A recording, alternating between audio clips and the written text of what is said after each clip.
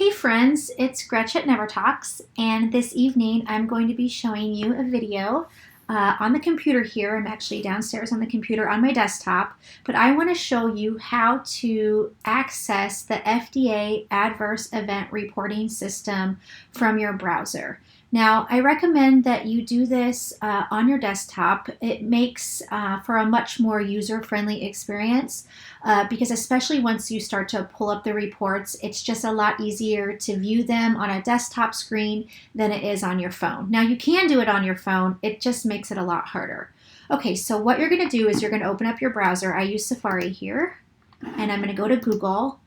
And the first thing I'm going to do in Google is I'm just going to type in FAERS, F-A-E-R-S, database, oops, enter, and it comes right up here, and it's through fda.gov.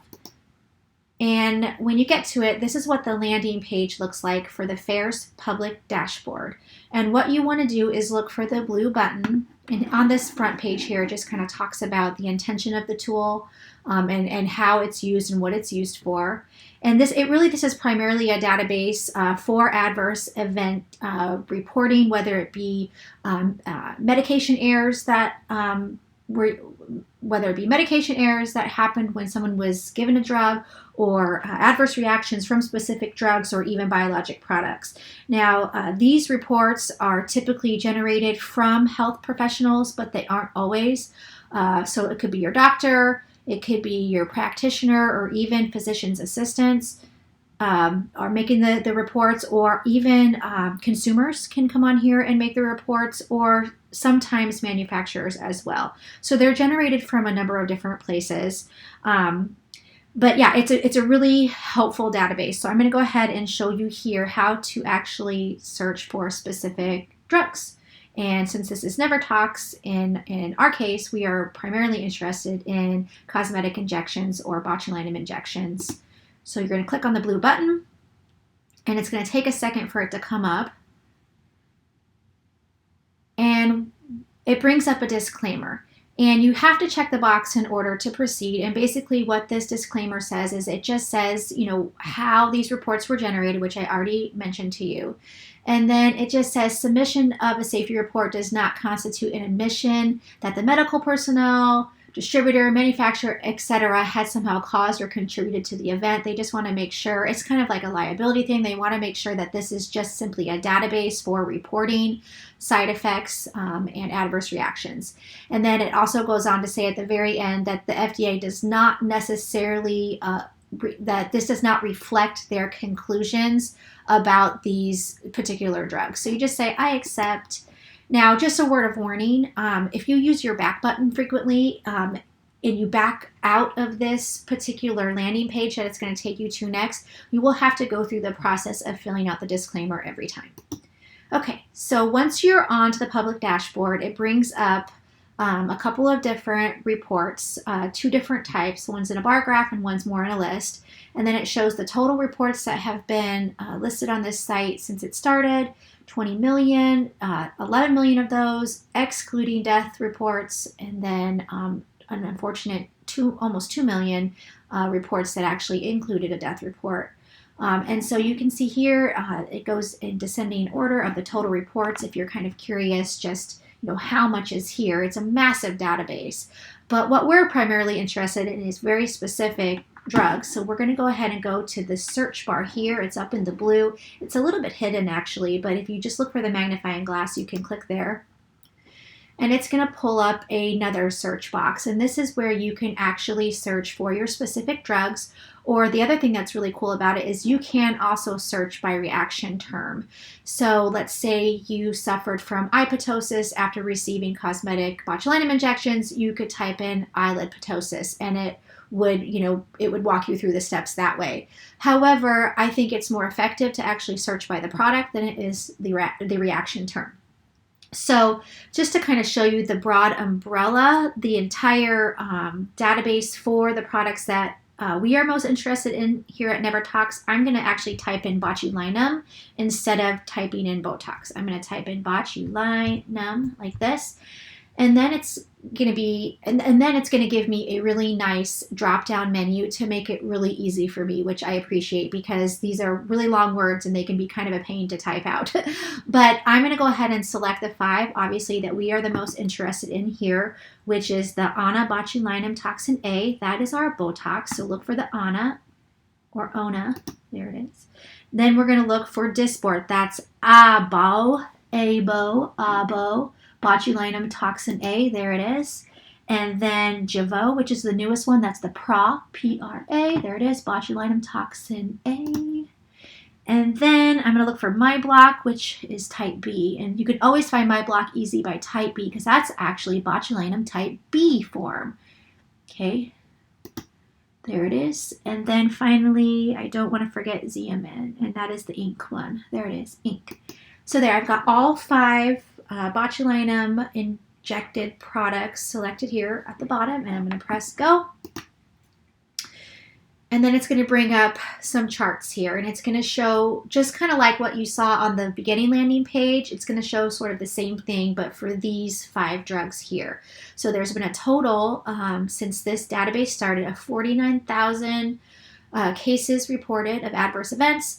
7,696 of those were cases that actually included. This one here says included, so you have to kind of pay attention if it says including or excluding deaths. And then the death cases are always listed on the far right side, and they're in red.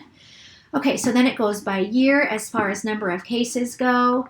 And then I like this sliding bar here at the bottom because you can take it over to see, what the percentage is of those cases, of those numbers of cases. And it typically goes in, let's see, this goes in descending order from 2020 all the way down, I think, to 1992, I believe, to 92. Okay, so then what's also really cool about this is there's a menu over here on the right-hand side, which is cases received by year. That's what we're looking at now. Then you click the arrow, and it's going to show you some other options. So you can actually do cases by reaction. And this is probably the most useful part of this database for those people who have suffered from negative reactions, or even for people who are considering using one of these drugs, to actually see with your own very eyes, how many reactions have been reported. And so you can really determine, is that a reaction or an adverse event that I am willing to risk? So you can go over here and you can look at those from, again, it's in descending order. So it starts with the highest number all the way down to the lowest. So here you can see that there has been 1,154 cases reported for dizziness, okay, since this database started, or not since the database started, since 1992, when the drug was approved, rather. And then, let's see, what was that? Being nauseated or nausea was 1,000. And so you can just take some time to spend going through those. And then if you move your search bar over again to the right, it's going to show you the percentages. And then over here, it's basically just a different view or more of a bar graph that shows you the same information on both. It shows the same on both sides. Okay, so then you can go to cases by product name, and you can see that Botox Cosmetic, it has the overwhelming majority here. That was the one that was approved first. That's the largest manufacturer of botulinum is Allergan, Botox Cosmetic, and then also regular Botox. And then from there it goes to Dysport, and then Jeuveau, Xeomin, Myobloc, and so it's just, again, in that descending order.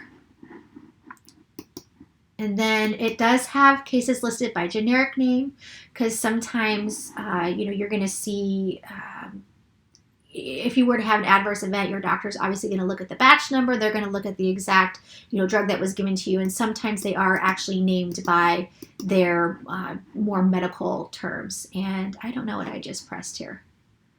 So now I'm going back, and it took me back to the beginning. So that's okay. I'll actually show you here now how you can just type in, whatever drug you are specifically interested in. So let's say you had a reaction to Botox Cosmetic. You can just go ahead and do Botox Cosmetic, just search for that one and go.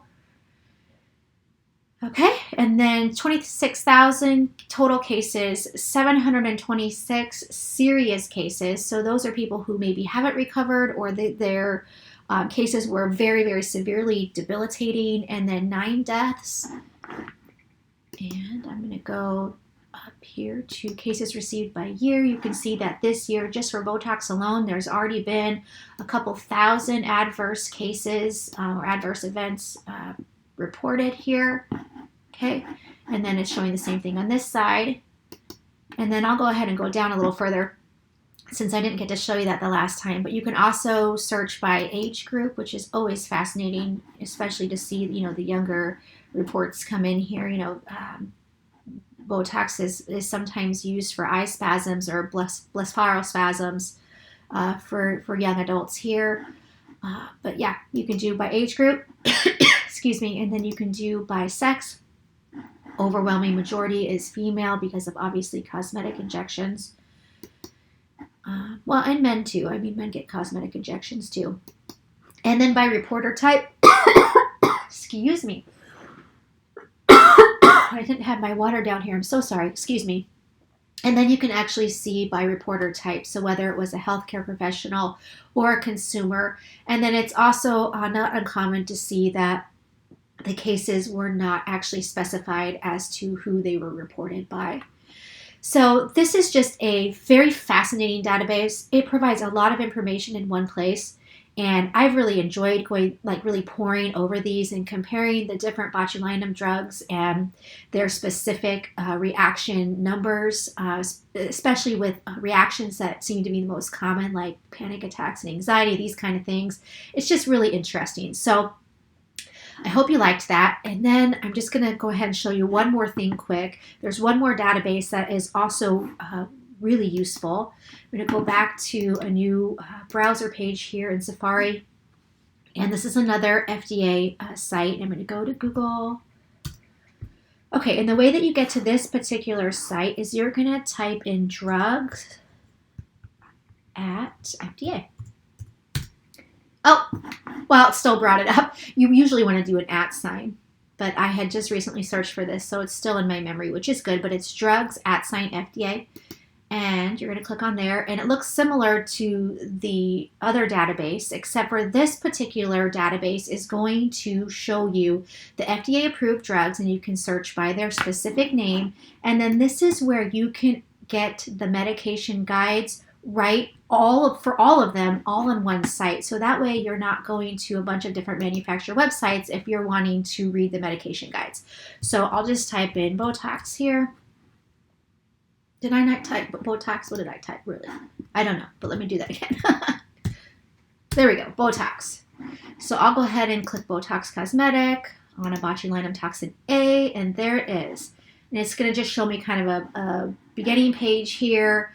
Dosage, form, and routes, 50 units per vial, But the important part right here is your medication guide, and that's where you're going to go ahead and get the important information that you should know about Botox Cosmetic, including, possible spread of toxin effects, which you can see that it says right here, and some of the adverse events that are associated with Botox injections.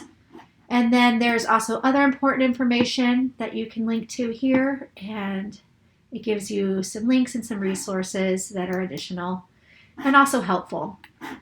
And again, you can do this for any of the different botulinum drugs. Usually I type in the drug names. So if it's Dysport, I'll type in Dysport, or Myobloc, I'll type in Myobloc. Let's just type in botulinum and just see what it does though. Botulinum.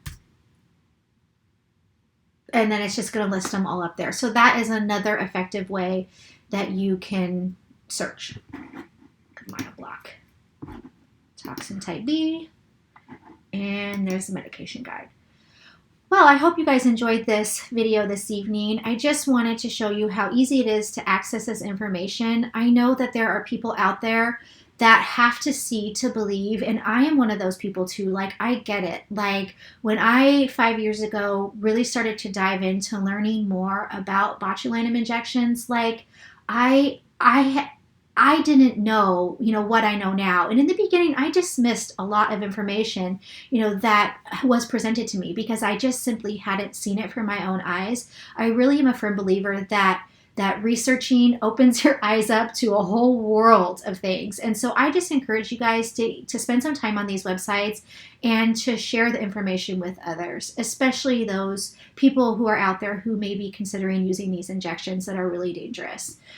So I hope you enjoyed this video, and I will be back another time with more informative videos. And if you liked this, please leave a comment below. And also, if you have any trouble whatsoever accessing this from your desktop or your phone, please reach out to me and I can certainly help you more in person. After watching the video playback, I just wanted to hop on and give you a few brief video notes, a couple of things I wanted to highlight, plus what I think is the most crucial takeaway of the video. So in regards to the FAERS database, I think we can all see that that database supplies us with necessary and important information. However, with that being said, I want to make sure to highlight the fact that that database is only showing us a very small piece of the entire picture. You have to understand that there is a huge percentage of people who never report their adverse events to the FDA. And oftentimes this is happening because people are falling sick several weeks or even months after their injections.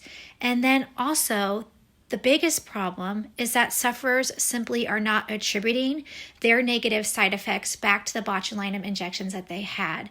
And there's obviously a number of different reasons why this happens. But the number one reason is the fact that people grossly underestimate the dangers of botulinum. Most people have never seen a black box warning. They have never been presented this information prior to receiving the product. And so I think the most crucial thing that I would like you to take away from this video today is that the medication guides are available, and they are available easily online. I encourage you, or almost sort of personally challenge you, to go on to that website today, the Drugs at FDA website, and pull up those medication guides so you can read for yourself that spread of toxin effects from these injections cause a serious condition called botulism. It is extremely life-changing and it is debilitating in many ways. And then finally, I wanted to share with you that I have a long list of similar databases for other countries. The FAERS database is for the United States. So if you are someone abroad, please do not hesitate to reach out to me and I can try to match your database with your country. If you live in a country with a database I don't have, I will help you find it. Okay? I hope everyone has a great rest of your evening, and I will be back with more information soon.